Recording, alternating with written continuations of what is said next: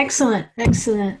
So we are in Torah portion Vayeishev, and I haven't really had a chance to go back 6 or 7 portions, but what I like about last week's, this week's, and next week's portions is that there's a message there. If we just take the title of the portion. And last week's Torah portion, which was Vayeishev, which is and went out. And if you're familiar with the creation gospel paradigm, you know that the fifth day of creation is birds and fish. And there's a correlation there to being sent out with the good news. That's the picture there, the birds and the fish, that they go in their migrations, they go at their appointed times, and according to those appointed times, they feed, they travel, they thrive, they reproduce, they raise their young, everything in its cycle as you go out. And then in this portion, we have Vayeishev, which means and dwelled and settled down and lived. And if we think of the sixth day, that's our transition from work day to Shabbat. And so that's where we first enter into that dwelling of Shabbat. And then next week's Torah portion is Miketz, which means at the end. So what do you celebrate at the end? You celebrate Shabbat. So there's a 5, 6, 7 pattern there from the creation that is really cool. And like I said, I haven't had time to work my way back and see if it would go all the way back and start with like 1, 2, 3, 4, 5, 6, 7. But that was just, I thought, a fun progression because hey, you guys are a mess. That's what I've noticed with the titles of these Torah portions. Sometimes they tell a story within the story.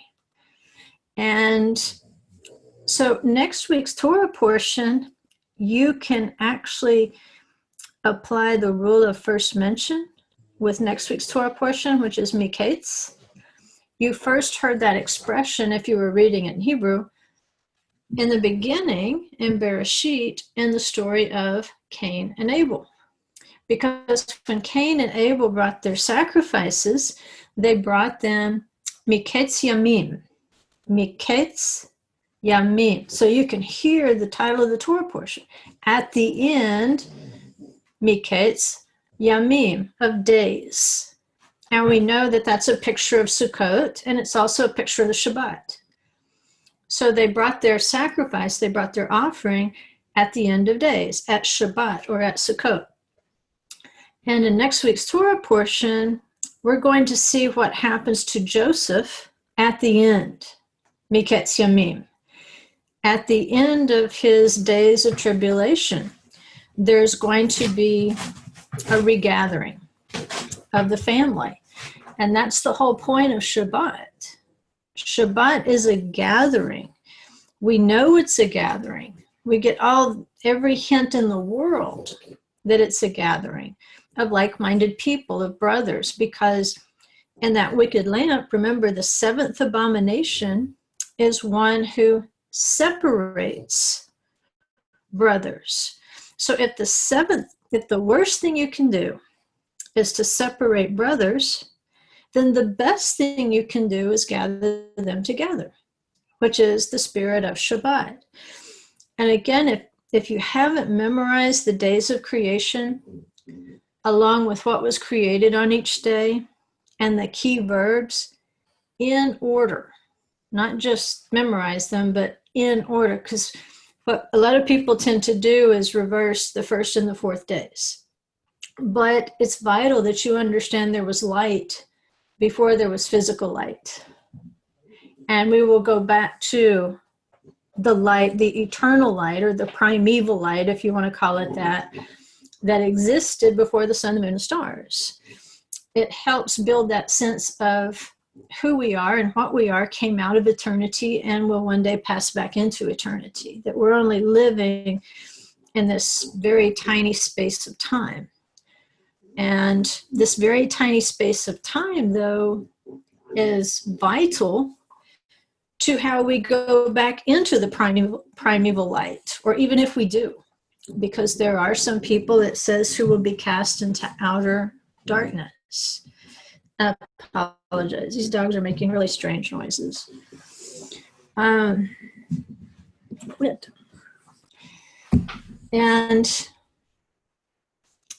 so in today's Torah portion, we're talking about that dwelling, that he's moved back into the promised land, Jacob has, and he's finding out it's even harder, maybe, than where he was.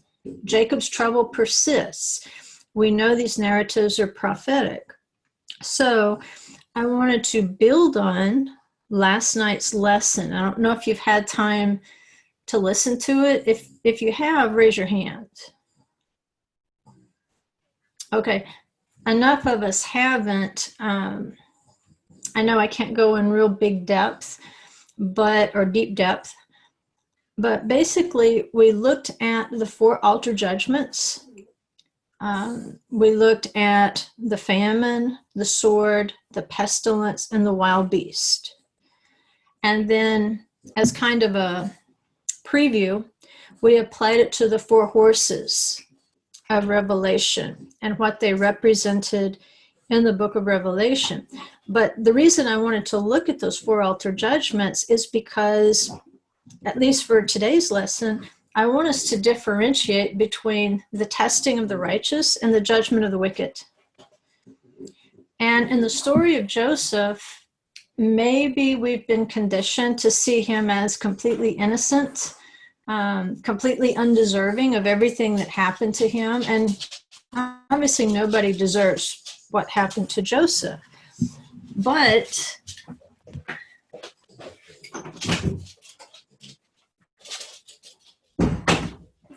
fix that. There are some contributing factors. Just like us, we can be tested, but there's a difference between being tested and having a judgment fall on you. Sometimes it looks the same. And so last night we went over the wild beast as one of the 4 altar judgments.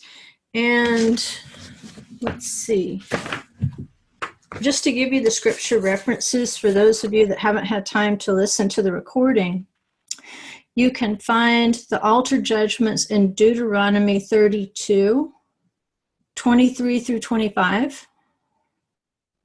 That's Deuteronomy 32, 23 through 35, or 25. And we even talked about the function of arrows as symbols of the Torah, hitting the mark, either with accuracy and bringing blessing, or also hitting the mark with accuracy and bringing a judgment of the Torah to the disobedient. It'll work either way. And so it mentions famine, Ra'av, as one of the altar judgments. It talks about plague, and then I explain how plague and pestilence, as they're used in English, a lot of times are equivalent expressions, or maybe they're even the same word, which is dever. It depends on what the translators have done. It speaks of plague and bitter destruction. The teeth of beasts I will send upon them. So you can see there the wild beasts. And the venom of crawling things of the dust. There again, more of the beast. And actually I never really noticed it, but it differentiates there just like it does with the serpent, who's identified not just as a serpent, but also as the most cunning beast of the field. So 2 identities. And then it says, outside the sword will bereave, and inside terror. So you've got 3 of the 4 altar judgments there. You've got the famine, you've got the wild beast, you've got the sword, and with an equivalent expression, you also have the pestilence, or the dever. those are considered 4 altar judgments. And you know from beginning creation gospel that the number 4 stands for governing and spiritual authority. So when there is a challenge to spiritual authority, then in time, you can expect at least one of those 4 altar judgments to break out. And that's exactly what you're seeing in the book of Revelation. All of these 4 altar judgments will break out in the book of Revelation, and they're being carried by those 4 riders on the 4 horses. It's not a huge mystery, actually, because the second reference is in Ezekiel. It's Ezekiel 5:12 through 17. And it's much lengthier, but there's repetition, which we know from our lessons. When we hear something repeated, we need to pay attention. It means that I'm giving you the code, basically. When you see something repeated, the repetition, he really is, as much as possible, you should be seeing it as neon pink coming off the page. And so in Ezekiel 5:12 through 17, we have neon pink in terms of noticeability through repetition. And he says, 1/3 of you, and you should already be going cha-ching, cha-ching, cha-ching up in your brain, because you know about the judgments of the thirds in Revelation, like 1/3 of the green grass and 1/3 of the trees and so forth. He says 1/3 of you will die by plague, and that word there is the same word for pestilence, which is dever, or be consumed by famine, ra'av. He's just listed 2 of the 4 altar judgments. And 1/3 will fall by the sword, cherev. That's a 3rd altar judgment. And 1/3 I will scatter to every wind and will unsheathe a sword behind them. Repetition. Thus, my anger will be spent, and I will satisfy my wrath on them. So when we read about the wrath of the Lamb in Revelation, we make that connection. Okay, wrath. He's talking about wrath. Then they will know that I, the Lord, have spoken in my zeal when I have spent my wrath. There's the word again, upon them. Moreover, I will make you a desolation and a reproach among the nations which surround you in the sight of all who pass by. So will be a reproach, a reviling, a warning, and an object of horror to the nations who surround you when I execute judgments. He's telling you right there what this is. They're judgments. And the judgments will spread out from those 4. And it's going to bring a flood of judgment upon the earth. Similar to the flood of water in the days of Noah, we will experience judgments of fire on the earth in the book of Revelation. So he says, I will execute judgments against you in anger, wrath, there's the wrath word again, and raging rebukes. I, the Lord, have spoken. When I send against them the deadly arrows of famine, see those 2 words together there? Words in the hood. Remember words in the hood? When I keep seeing these 2 words in the same neighborhood, then I know they have a relationship to one another. So he mentions the famine again, which is an altar judgment, and he equates them to deadly arrows. What do the arrows do? They execute the judgments. Just like Torah, it comes from that root word yara, which means to shoot as with an arrow. So on the one side of the devar of the word, there is blessing, there is peace, there is comfort, there is joy, there's all sorts of good stuff. But on the other side of the devar of the word, there's something called dever, same root. It means pestilence, symbolized by the pale or that yellowish green horse. And so when you see that rider of the white horse and he's carrying a bow, he's ready to shoot arrows, he's shooting arrows of judgment. He tells you that judgment is coming. He's coming forth to conquer. is what he says. And this is exactly what Ezekiel predicts. He's not just predicting the destruction of Israel past. Prophecy runs in cycles. So we can expect something very similar to this as John describes in the book of Revelation, that when you see the rider coming out with the deadly arrows, then right behind him, what is coming? Sword, famine, pestilence, wild beasts. And it says, which were for the destruction of those whom I will send to destroy you. So you see a kind of a cause and effect here. Ezekiel, these things are going to happen to Israel, as Ezekiel prophesies. But he also adds a layer that says there is going to be destruction on the ones that I'm using to destroy you. 2 layers. So basically, there's destruction, which is the testing of the righteous of Israel, because he is going to judge any sin within his own house first. But once he has used those nations to bring judgment in the form of testing and refining upon Israel, then he's going to destroy the instrument. If you were one of those nations, like it talks about in the book of Zechariah, who went up against Jerusalem, okay, now the same requirements which were placed upon Jerusalem are being placed upon the nations. So he starts with his own house, and then Ezekiel says there's another layer. I will destroy those who have destroyed you. So they can't be too proud of themselves if they've been instruments of Israel's destruction. That would be a dumb thing to do, because it says right here in Ezekiel, I'll destroy you. You'll be subject to those same deadly arrows of judgment. It says, then also intensify the famine upon you. There's the famine again. Break the staff of bread. That's an equivalent expression to famine. Moreover, I will send on you famine and wild beasts. And the wild beasts were what we focused on last night in class, in relative to Joseph.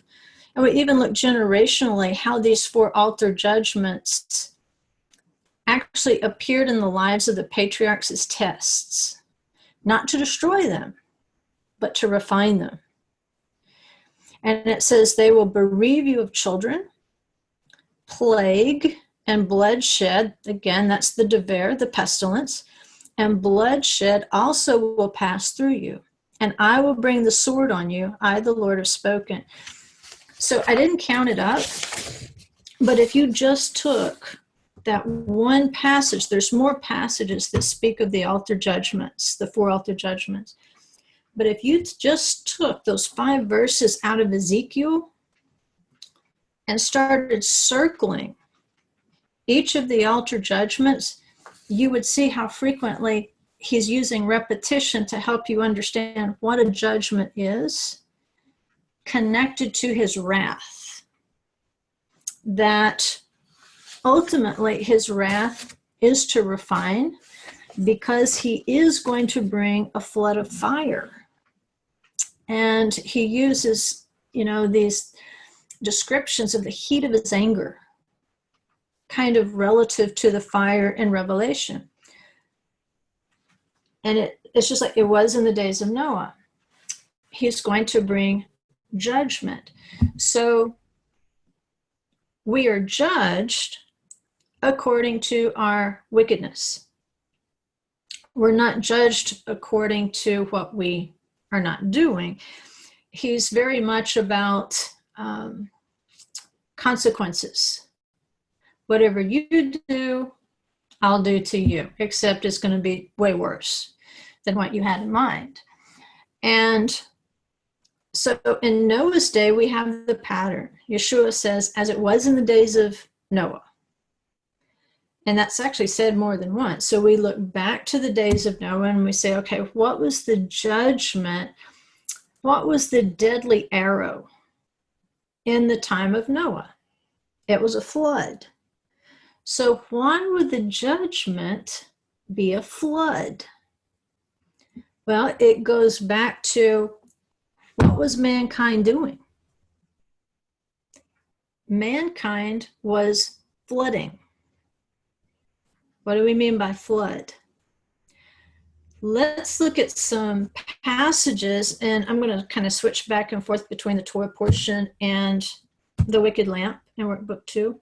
So if you're looking at Workbook 2, I'm actually on page 8, and I don't know what page I'm on in the Torah portion. I think I'm on the page in my head. So Proverbs 27:4 gives us a description here. Again, we're looking for words in the hood. It says, wrath is fierce and anger is a flood. So connected to the flood is wrath and anger. Whose? Well, before the divine judgment of the flood, there was a flood of human wickedness. It says that there was Hamas in the earth, which is violence. Violence comes when there's anger of some sort. Even if you think of the modern day version of Hamas, the terrorist group, what is their characteristic? They're angry. They're always angry. They are perpetually offended. Try to find a Hamas member who's not offended and angry. They have what they call days of rage. Okay, so Proverbs is pretty right on here. Wrath is fierce and anger is a flood. Next is Psalm 69, verses 1-4. It says, save me, O God, for the waters have threatened my life. I have sunk in deep mire, and there is no foothold. I have come into deep waters, and a flood overflows me. All right, the text right there is signaling that our subject is a flood. All right, and it's not just any old flood, it's a flood that threatens our lives. It says, I am weary with my crying. My throat is parched. That's interesting, because if a flood is overflowing you, why would you be thirsty? Doesn't make sense. I mean, it's not logical. Unless you know that one of the 4 altered judgments is the sword, which in Hebrew is cherev, and cherev means to make thirsty or parched. It says, my eyes fail while I wait for my God. Those who hate me without cause are more than the hairs of my head. Those who would destroy me are powerful, being wrongfully my enemies. Now, if you take that whole context to those 4 verses together, it gives understanding. We know that a flood is associated with wrath or fierce anger. And Psalm 69, it also talks about a flood. And he gives the context, which is, I'm being flooded by people who hate me without cause. So he's saying I'm thirsty. He's not talking about physical water. The flood is not physical water. Now, when the judgment of Noah breaks out, this spiritual judgment does break out in the physical realm. But before there is a physical judgment, there's a spiritual decision. Because remember, the 4 altar judgments are all about battles for spiritual authority.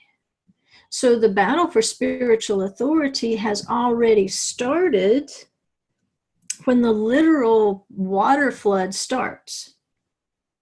And in Psalm 69, it clues us in. There's hatred. It says there's people who hate me without cause, And it's people who would destroy me, powerful people who want to destroy me, being wrongfully my enemies. So who are the waters threatening the life? It's people who hate and people who want to destroy. It's people who are full of wrath and full of anger. And in context of our Torah portion, this should start to make a little bit of sense. When we think about Joseph's brothers and the emotional level of hatred they had risen to when they made a decision to, first they decided they were going to kill him. And then secondly, well, let's make a little money. Neither of those answers is a good answer when you're talking about your brother, especially when the seventh abomination of the wicked lamp is to separate brothers. Not good. Psalm 18, verses 4 through 5. And this is even more clear to me. I mean, to me, this is like the defining verse to help us figure out what a flood is. In Psalm 18, 4 through 5, it says, I was often surrounded by bands of death and floods, and that's going to be literally rivers. Floods of despicable people alarmed me. Bands of the wicked surrounded me. So we're building our case here for what is a flood, or more, who is a flood? It's not a what, it's a who. And with Joseph, we could see last night that part of his problem is when he feels like he has this spiritual mission or this spiritual gift, this spiritual dream, this vision, you have to know who is a safe person to tell. You need to know how to tell it, and you need to know when to tell it. Joseph did a bad job of all three. And if we look at these verses together and we realize that his brothers are actually forming a flood against him, that they're hating him without a cause. Right? And last night we talked about, are there other possible explanations for Joseph's coat? We typically think that it's because Jacob shows favoritism, and I think it does. I think that's the simple answer. But what's the less simple answer? Joseph has just become an orphan. He's just lost his mother.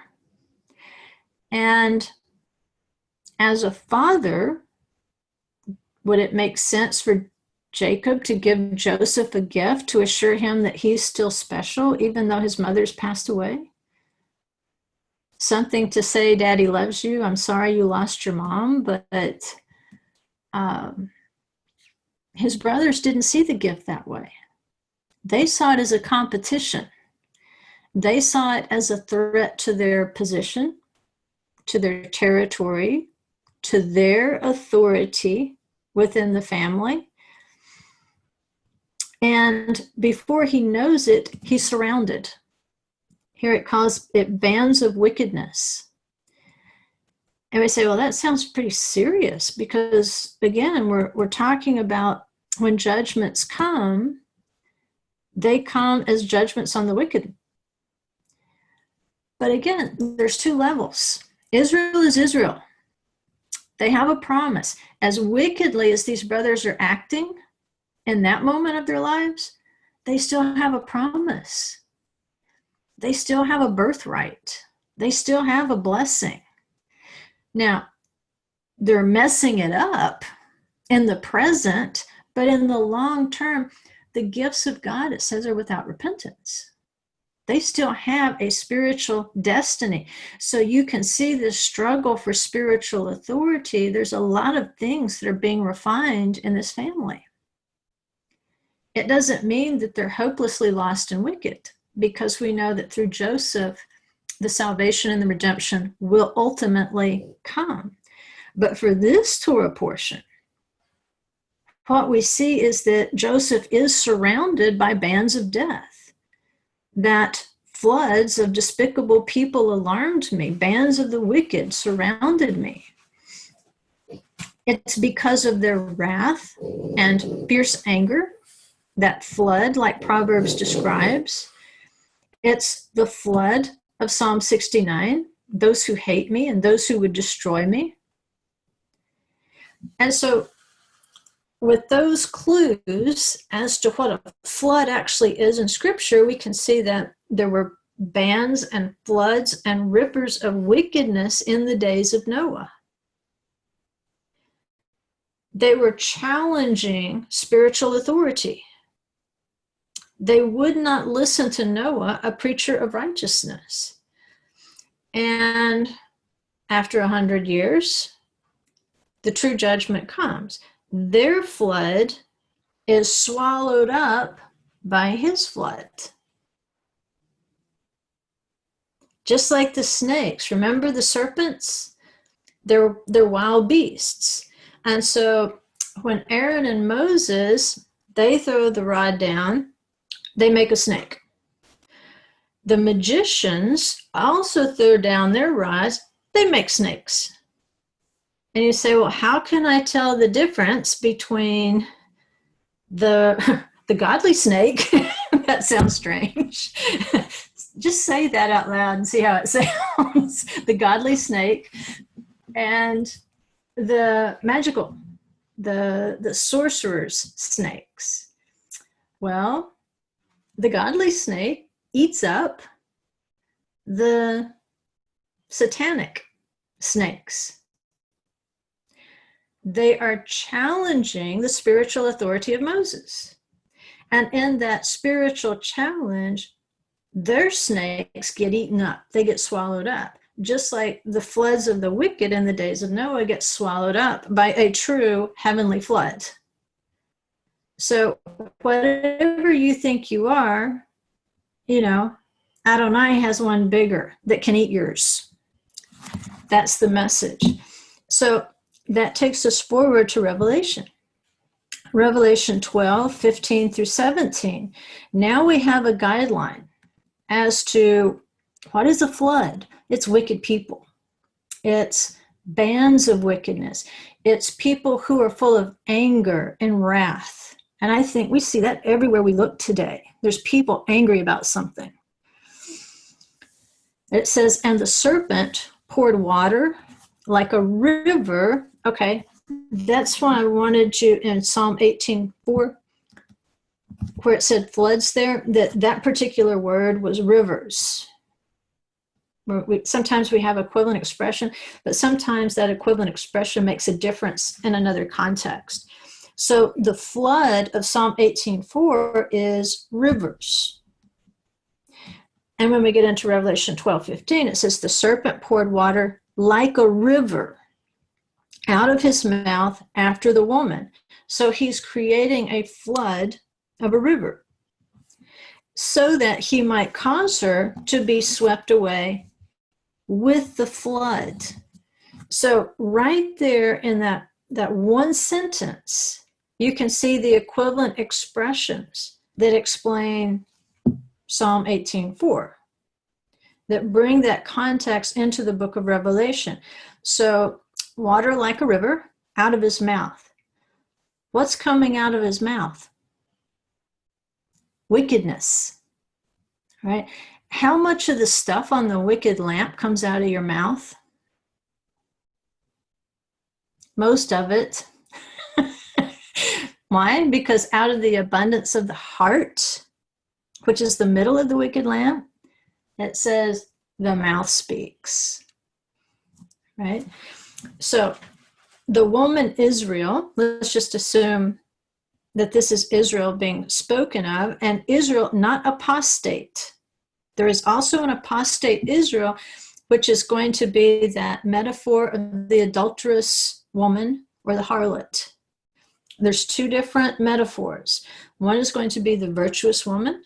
One's going to be the harlot. When Israel is apostate, like Ezekiel is describing, then she will be judged, just like the sons of Jacob are going to be judged. They're going to suffer some things Even Joseph is going to suffer some things to bring him to perfection. But the truly wicked will suffer judgments to bring them to their death. It's two different, completely different destinations. Some people are going to be transformed into goodness by the flood, and some people are going to go ahead and cross over into death, the ultimate death. So this woman, Israel, she's being pursued by the serpent, just like in the garden, by the most cunning beast of the field. And in order to stop her, because why does he want to stop her? The text tells us he's enraged with her. Does that sound familiar based on the 3 verses we've read so far? He's enraged with her. Wrath is fierce, anger is a flood. Those who hate me without cause, bands of the wicked, people who alarm me. So, same words in the hood here, says the dragon was enraged with the woman and went off to make war with the rest of her children. And here's the characteristics. This is what enrages him: who keep the commandments of God and hold to the testimony of Yeshua. So there's 2 points that will enrage the serpent, or that will enrage the beast. If you want to be sure to enrage the serpent, you only have to do 2 things. It's simple. Keep the commandments and keep the testimony of Yeshua. You are sure to create fierce anger in the serpent, and he is sure to pursue you. It's absolute. It's coming. There's no hiding place if you're doing those things. The only way to hide from the serpent, at least temporarily, is don't do the commandments and forget Yeshua. He'll leave you alone because he doesn't have any reason to bother you. You're already doing what he wants. So in order to counteract this, and that's why this walk that we're on, where we're going back and learning to keep the commandments along with the testimony of Yeshua, you're going to be pursued. And you're going to be pursued in hot, fierce anger by the serpent. And it sounds like a supernatural flood. But now that we have the context, we don't necessarily have to see it as a physical flood like the days of Noah. Now we understand he's using people. He's going to use people who are angry with us, who are full of wrath, who are going to surround us with bands of death. They're going to try to scare us. It's coming, but it's not really a new idea in the book of Revelation. It's one that's been prophesied all along, from the days of Noah, through the Psalms, through the Proverbs, through the prophets. And so he opens his mouth, and here's what it says. It says, he poured water like a river out of his mouth after the woman. And you see the fake here. I don't mean to be pointing my pencil at you. I'll point my finger. Because this is exciting when you realize how simple it is to me. I like when I find something that sounds hard and it's really simple. And there's simplicity in the word. And when we realize that now we've got that original context of the rivers of Eden, the spiritual rivers, the life-giving rivers that give drink. Remember, it said they gave drink to the whole garden. All right, so what does the wicked lamp do? Well, back up here in Psalm 69, he says something interesting. He says, my throat is parched. They're trying to cut off my access to the waters of Eden, my access to the spiritual waters of Yeshua, because he's the one that said, if you're thirsty, you come to me and drink. And so if we're parched, if we have that spiritual thirst, it's because we're becoming disconnected from Yeshua and the commandments of God. See, if you had only your salvation in Yeshua, you'd still be half thirsty. But if you had only the commandments, you'd still be half thirsty. But if you have the commandments and Yeshua, you have the potential there for a whole glass. There's no reason to be parched, because if you're parched with the commandments and the testimony of Yeshua, it doesn't make any sense, because he's not going to send the sword, the charev, the thing that makes thirsty. He's not going to send an altar judgment on you, because you're already drinking from the rivers of living water. So it says, so that he might cause her to be swept away with the flood. The flood of what? The flood of wickedness. See, if he can sweep you away with the flood of wickedness, with these counterfeit waters. See, a flood of wickedness is not the waters of Eden. Just like the wicked lamp is not the menorah. It's not the seven spirits of Adonai. It's just the opposite. So the serpent has the opposite kind of flood as the one we want. We want rivers of living water. He says, I'm going to sweep you away with wickedness. It says, but the earth helped the woman. And the earth opened up its mouth and drank up the river which the dragon poured out of his mouth. And again, remember, our context here is challenges against spiritual authority. And because we're talking about altar judgment. So when it says the earth opened up its mouth, it sounds very apocalyptic. It could be literally true. I don't know about that part. But we have a context already for the earth opening its mouth and swallowing up the wicked. And it happened in the wilderness. And that's what these women did. If you'll remember, there were two women in the book of Revelation, and they both went into the wilderness. The same way Israel went into the wilderness, and Adonai says, it was in order that I could test you to see what was in your heart. And so this is the test ground, and the serpent sends a flood of wickedness after the woman. He wants to shut her up. Why? Because that testimony of Yeshua and the commandments of God, it's not just in her mouth, it's in her children. And the children are evidence of purity. Remember the trial of the Sotah in the Torah, where the woman accused of adultery, she has to drink the bitter water, but if she's innocent, then she will bear children. If she's guilty, then her belly and her thigh will fall. So these two women in the book of Revelation, you've got the harlot who is allied with the king of Babylon, and the merchants look and they say, Babylon the Great is fallen, fallen. That's exactly what happens in the trial of the Sotah. The priest will pronounce the curses twice. And then the evidence will be in two places, her belly and her thigh. They will fall. And the woman actually says, Amen, Amen. So that describes to us the judgment on the children if she's guilty.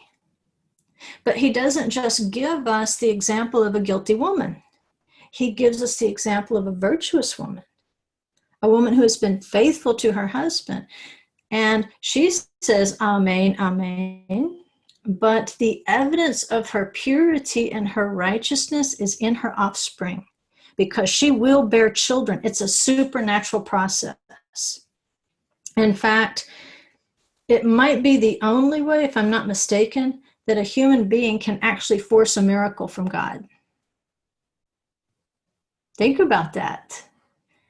If she has the trial of the Sotah, and she says, I want to be judged, I will drink the bitter water, and she's innocent, she actually forces a miracle from heaven. That's pretty astounding. And the evidence of her fidelity is in the blessing of children. And this woman, Israel, not the apostate, but this woman, Israel, the evidence of her purity and her righteousness is in her children, because they also are faithful to keep the commandments and to keep the testimony of Yeshua. So if we are the sons and daughters of Israel, then the proof of our identity is going to be on what we do and what we say, our testimony and the commandments that we keep. That tells us not just who our mama is, but it tells us who our daddy is. It's all cleared up. On the other hand, the children of the adulterous woman, if you go back to the message to Thyatira, those children, it says they're going to be thrown on the sick bed with their mother. Why? Because they are the offspring, they are the seed of Satan, the seed of the serpent. They do not have the testimony of Yeshua and the commandments of God. They need those things to be validated, and in order not to suffer the judgment of the pestilence that's coming upon their mother. So two different things there. But I thought this is just one more key you can have in your little definition book when you're studying scripture. Once you understand a symbol, you understand it forever. And you already have in your little definition book words from the foundational study of the creation gospel. You already know the symbols of the 7 days. And so now you can start to add symbols, like now you know what a flood is. It's a flood of wicked people. And we know this is true in our generation. The dragon, the serpent, has sent a flood of wickedness and wicked people to just swallow us up.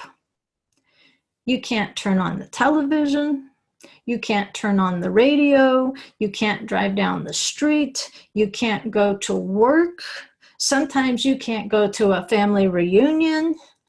Everywhere you turn, you are faced with images and words of wickedness. And it's very easy to be overtaken by it, to just be drowned out. Because truly, you do feel like you're standing on the beach and here comes a tsunami wave. And who am I to stand against an ocean, rivers of wickedness? The world is lost, and it's getting loster by the minute. How do I stand there? There's a precedent. Ultimately, the Spirit brings forth judgment. It's your job just to stand, to keep that testimony and to keep doing the commandments, no matter how small you feel in the flood, because you can feel the despair in Psalm 18. You should be feeling like that sometimes. Not every day. I mean, hopefully you got some good days, but there's going to be days where you can say the same thing. You know, I'm surrounded by bands of death. Despicable people alarm me. Bands of wicked surround me. I'm weary with crying. My throat's parched. Why? Because the wickedness is between me and that which will quench my thirst. See, if the serpent can keep us busy, he can cut us off from the tree of life. He can cut us off from our Bible study time. He can cut us off from our prayer time. He can cut us off from the time we spend with godly relationships, building up one another in our faith. He can cut us off from opportunities to practice the commandments. He can try to cut off our children away from us and carry them away in the flood. And I see that all the time. All the time. I see children who have been either brought up in church or brought up in Torah, and they reach an age, and it's like, did they just forget the last 18 years of their lives? Because all they had to do was stick a toe in the river, and it took them. And it's going to carry them a ways downstream. But you don't quit praying for them. You keep praying for those kids. Because at some point, those 18 years that you invested in them, putting the word in there, putting the testimony of Yeshua in there, that's going to be that one branch they can grab as they go by and say, this is my way out of the flood before I'm swept away. Because when final judgment comes, think of the rebellion of Korah in the wilderness. He and his very prominent leaders that grouped up with him challenged Moses and Aaron's spiritual authority. And typically, this is what happens. When spiritual authority is challenged, it's not so much that you hate that person. You're actually mad at God. This is the person that just happens to represent him. See, I can't smack God around, but I can smack you around verbally. I can humiliate you. I can taunt you. I can be sarcastic with you. I can try to cause you eternal trouble because you're right here. I can't touch him. And all I have to do is convince myself that you're the problem and not him. Remember the snake? He just twists around whatever is closest. Well, if you're closest to the wicked, guess who he's going to wind himself around? You're going to be the victim. And Aaron and Moses said, who is Aaron that you should be angry with him? He's just the messenger. He's just the one that was placed in this position. He's not the one with whom you're angry. You're angry with the Holy One himself. And Aaron has become the scapegoat. That's the position we're going to find ourselves in. Just like with Joseph, had he done some 17-year-old things to irritate his brothers? Oh, you bet. But nothing worthy of death. I mean, seriously, tattletale? Which, of course, I guess if you shot the first tattletale, you wouldn't have any more trouble. But, you know, that's not the way we do things. And that got recorded too. Oh, well. But that's a little extreme. Even if you've got a 17-year-old tattletale telling dad what you did, it's not worth throwing him in a pit, trying to kill him, or selling him into slavery. That is a disproportionate response to tattletaling. So who are the brothers actually angry with? Their father. There's a long history of offense here. They're angry with him. And how they get tested and get purged going toward the judgment is kind of a different story, or a story that we have to come back to, Miketz Yamim, at the end of days. But at least for Joseph, he's going to play a vital role in bringing his brothers to that place of redemption and helping them to work through the hatred that they had, not just for Joseph, but to watch their father suffer. And in a sense, they got exactly what they wanted. They got their father back. But when they got their revenge, it wasn't what they wanted. Sometimes when you get what you want, you realize that's not what you wanted at all. And with Joseph, he's going to take a different path toward his own redemption. And so I wanted to look at the wicked lamp versus the seven spirits, and how Joseph needed to be full of the Spirit. At the end of this slavery prison experience, he's going to come out on the other side so full of wisdom and understanding and counsel and power and knowledge and reverence for Adonai. He's going to have all these things in great abundance. And so if he has issues, then those things have to be worked through in order for him to be promoted to second to Pharaoh, to bring not just salvation to his own family. He saved the world. Joseph saved the world as a type of Messiah. So with our first spirit, which is wisdom or chokhmah, on the other side of the menorah, there's pride or proud look. It's a high look. And we can see that coming across in the way that Joseph tells his dream. So I say it goes back to, when you have a great dream, you need to be careful to whom you tell it, how you tell it, and when you tell it. It may not need to be told at all for a while. Like Jacob, it says he kept it in mind. Or like with Yeshua's mother, Mary, it says she kept these things in her heart. Some things he reveals to you, but you're not to go blurt them out just because you're excited about them. The first response, keep it to yourself and pray about who is a safe person for me to tell this dream or this vision to. Because if they have something against me, or if they have something against him, the Holy One, the response may not be great. The next is understanding, or binah. But what struggles against it is this lying tongue. Right? How do you gain understanding? Again, through silence.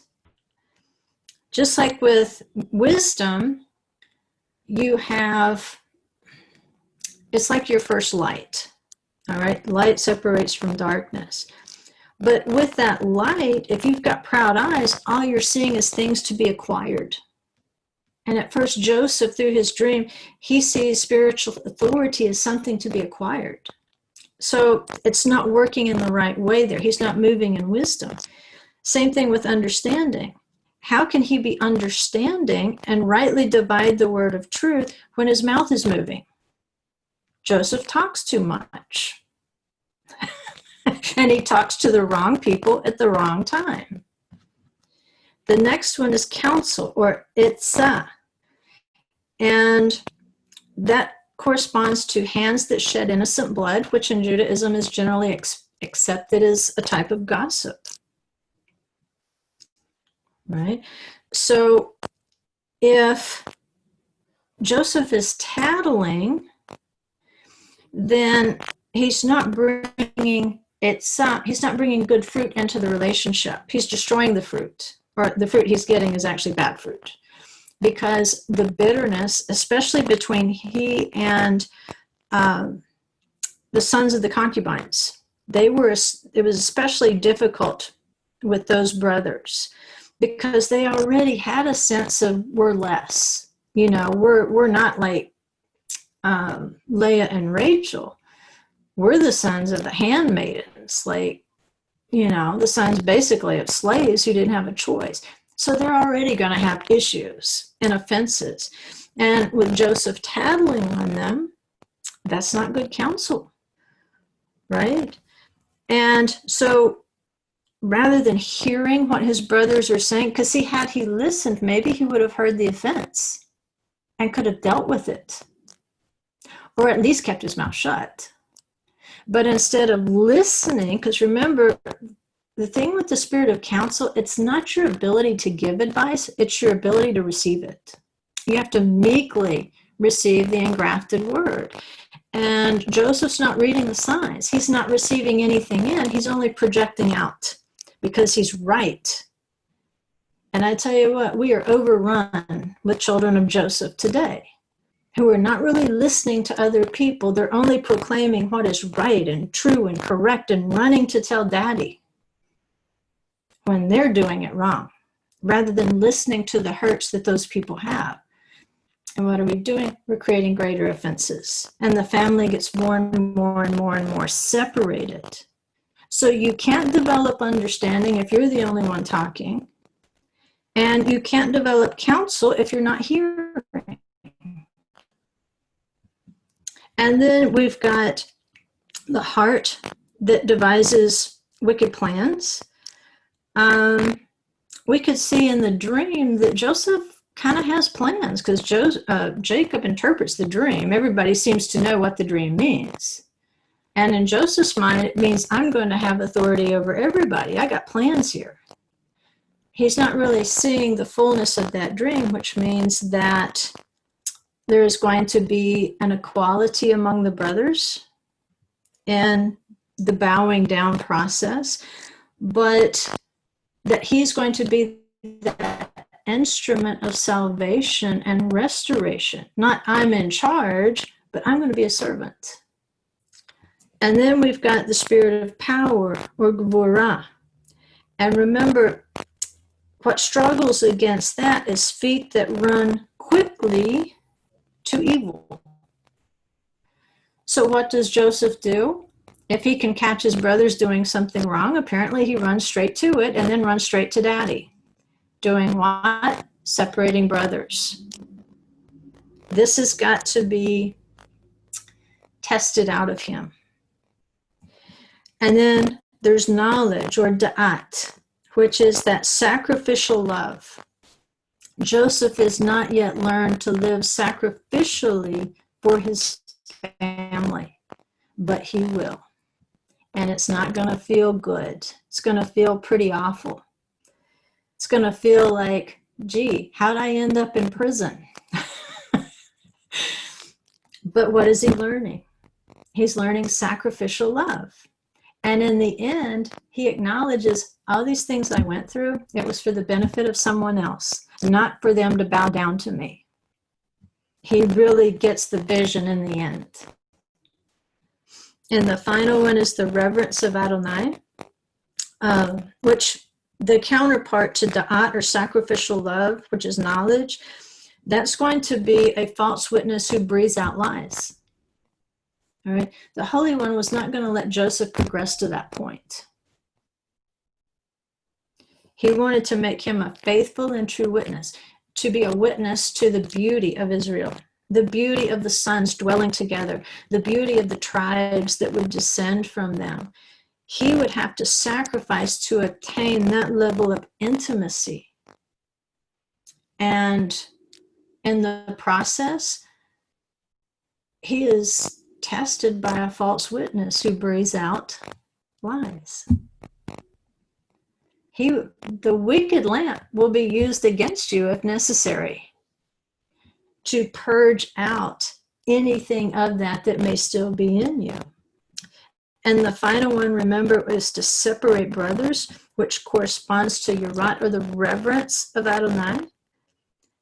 And if you're separating brothers, especially on Shabbat or Sukkot, which are prophetic of the end of days, if you're trying to scatter people out that should be together, then there is no Yerat Adonai in you. Because if you properly feared him, you would never separate his children. You would be figuring out, hey, you know what? I don't necessarily want them up in my tent, but we're at least in the same camp. All right, maybe we're safer with them on that side of the camp and me on this side of the camp, maybe not next door neighbors, but nevertheless, we're all learning something and we're all in the same camp. And ultimately, Joseph realized, I went through everything I went through so I could gather my brothers. And his final instructions, don't fight on the way home. Everybody stay together. We don't want to go through this again. That was the picture there, and you can kind of see this lesson out of workbook 2 about the wicked lamp and the flood of wickedness, how you can read that subtext in Vayeishev, in the life of Joseph, because in that context, his own brothers became the wild beasts. And that's exactly what Jacob thought. He had been torn by wild beasts. He had his brothers were the wild beasts. Just like Paul said, I fought with wild beasts at Ephesus. Why?